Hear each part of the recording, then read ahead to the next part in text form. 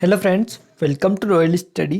दोस्तों, आज के इस वीडियो में मध्य प्रदेश के जीआई टैग के बारे में हम पूरा डिटेल के साथ डिस्कस करेंगे। जितने भी जीआई टैग अभी तक मध्य प्रदेश को मिले हुए हैं, पूरे इस वीडियो में आपको बताया जाएगा। सो इस वीडियो को पूरा अंत तक जरूर से देखिएगा। चैनल पर पहली बार विजिट किया है तो सब्सक्राइब करने के साथ साथ बेल आइकन को दबा दीजिए, जिससे जो भी नया वीडियो है उसका नोटिफिकेशन भी आपको टाइम से मिलता रहे। अब आइए हम स्टार्ट करते हैं बिना टाइम वेस्ट किए। बट उससे पहले हम आपको थोड़ी सी इन्फॉर्मेशन दे देते हैं कि अगर आपने अभी तक टेलीग्राम चैनल और ग्रुप ज्वाइन नहीं किए तो उनको भी ज्वाइन कर लीजिएगा, लिंक डिस्क्रिप्शन में मिलेगी। क्लियर है चीज़ें। और आप प्लेलिस्ट भी चेक कर सकते हैं। प्लेलिस्ट अगर आप चेक करेंगे तो आपको वहाँ पर बहुत सारा डेटा मिल जाएगा और प्लेलिस्ट को जो है अपडेट कर दिया गया है, तो काफ़ी सारी चीज़ें वहाँ पर आपको अब मिलने वाली हैं। देखिए, यहाँ पर जो सबसे पहले हम बात कर लेते हैं मध्य प्रदेश के भौगोलिक संकेतक के बारे में। जीआई टैग मध्य प्रदेश के कितने हैं, कितने और कब दिए गए हैं, पूरी डिटेल आपको बताएंगे। बट थोड़ी सी बेसिक जो चीज़ें हैं वो पहले कवर कर लेते हैं। देखिए, मध्य प्रदेश के भौगोलिक संकेतक जिन्हें बोलते हैं हम, भौगोलिक संकेतक ऐसे उत्पादों को दिया जाता है जिनका एक विशिष्ट भौगोलिक क्षेत्र होता है, ऐसे को ये दिया जाता है। आइए थोड़ी सी और चीज़ें आपको बताते हैं। भौगोलिक संकेतक का पंजीकरण 10 वर्ष के लिए मान्य होता है। तो आपसे पूछा जाए कि जो जीआई टैग होता है ये कितने साल के लिए दिया जाता है, तो देखिए ये जो होता है 10 साल के लिए पंजीकृत तो करना होता है। इसका दोबारा से वापस से इसका पंजीकरण कराना पड़ता है 10 साल के बाद में। तो ये आप थोड़ा सा डिटेल आप याद रखिएगा। अगर यहाँ से डिटेल आप याद रखेंगे ना तो कोई भी क्वेश्चन आपका आ जाए एग्जाम में, सभी का आप आसानी से जवाब दे पाएंगे। और ये भारत में कब लागू हुआ था, तो 2003 में लागू हुआ था भारत में, ये भी आप थोड़ा सा याद रखिएगा। और सर्वप्रथम किसे दिया गया था, तो देखिए सर्वप्रथम वर्ष 2004 में दार्जिलिंग टी यानी दार्जिलिंग की जो चाय है इसको ये जीआई टैग जो है प्राप्त हुआ था सबसे पहले। तो ये भी आप ध्यान रखिएगा। और जीआई टैग जो है Paris convention of the protection of industrial property के तहत बौद्धिक संपदा अधिकारों में जो है शामिल इसको है। इसके अलावा और भी कुछ चीज़ें यहाँ पर है, ये आप थोड़ा सा ध्यान रखिएगा। क्लियर है।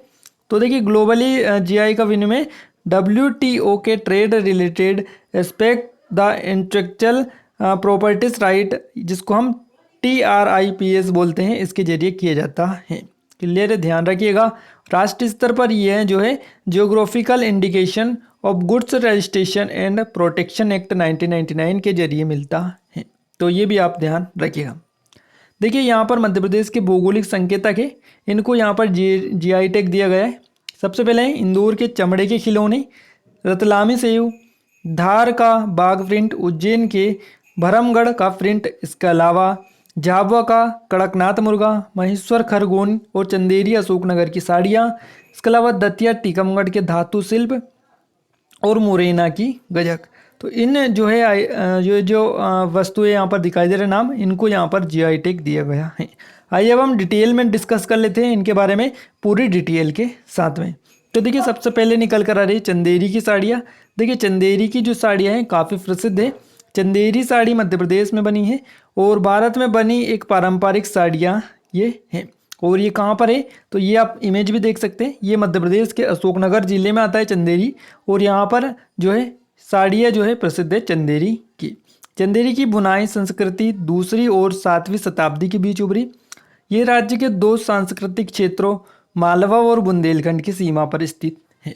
तो ये भी आपने ध्यान रखना है कि चंदेरी कहाँ पर स्थित है। ये राज्य के दो सांस्कृतिक क्षेत्र है, मालवा और बुंदेलखंड, इसकी सीमा पर ये स्थित है।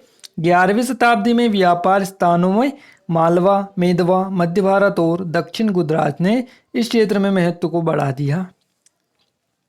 तो ध्यान रखिएगा चंदेरी के बारे में। आइए कुछ और चीज़ें देख लेते हैं चंदेरी की साड़ियों के बारे में। चंदेरी की साड़ी जो है परंपरा जो है 13वीं शताब्दी में शुरू हुई थी ये, और शुरुआत में बुनकर जो थे इसके मुस्लिम थे। 1350 के आसपास झांसी के से कोस बुनकर चंदेरी चले गए और वहाँ बस गए। इसके दौरान मुगल काल चंदेरी के कपड़ा व्यवसाय अपने चरम पर पहुँच गया था। और चंदेरी साड़ियाँ 3 प्रकार के कपड़ों से निर्मित होती है। ये भी अगर आपसे पूछे जाए तो आप आसानी से जवाब दे दीजिएगा। शुद्ध रेशम, चंदेरी कपास और रेशम कपास, इन 3 कपड़े से निर्मित होती है चंदेरी की साड़ियाँ। और पारंपरिक सिक्का, पुष्प कला, मोर और ज्यामिति डिजाइन विभिन्न चंदेरी पैटर्न में बुना जाता है।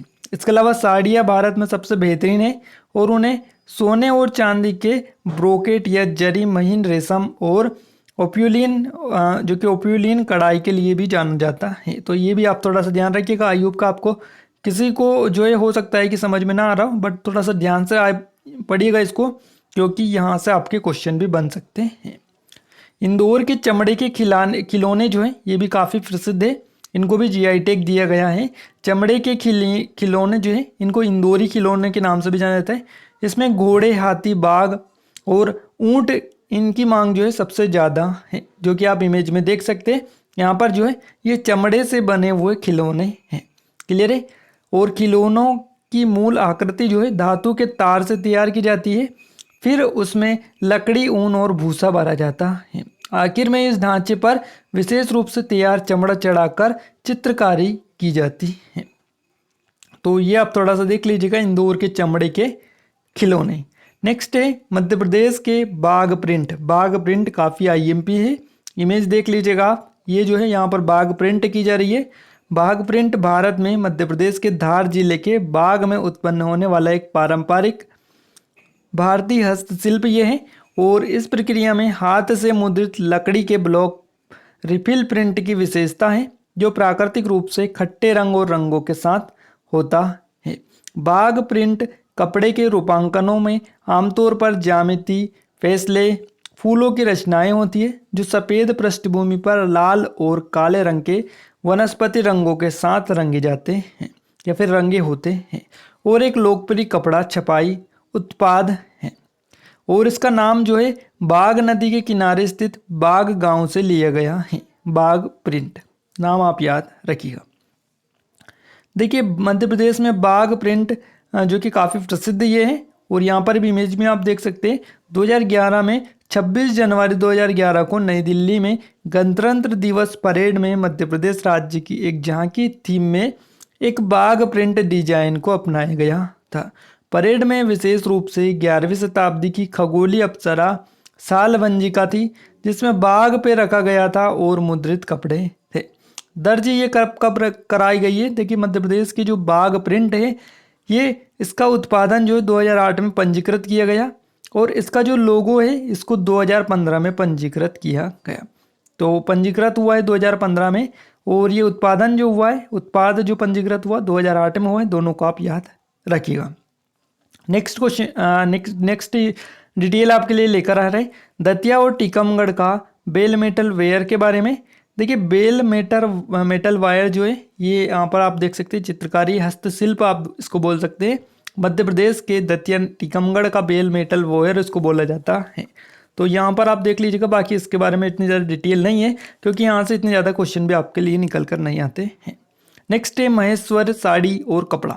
ये काफ़ी ज़्यादा पूछा जाता है महेश्वर साड़ी के बारे में। यहाँ पर आप देख लीजिएगा इमेज में साड़ी को।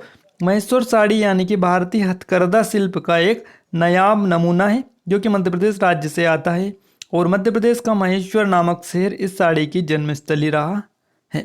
जीवंत चटकीले रंग और धारीदार या चेकनुमा बॉर्डर के कारण पूरे भारत में ख्याति प्राप्त ये साड़ी है, और महेश्वर साड़ी को महेश्वरी साड़ी को बुनने के लिए 300 काउंट के अत्यंत बारीक सूत का इस्तेमाल होता है।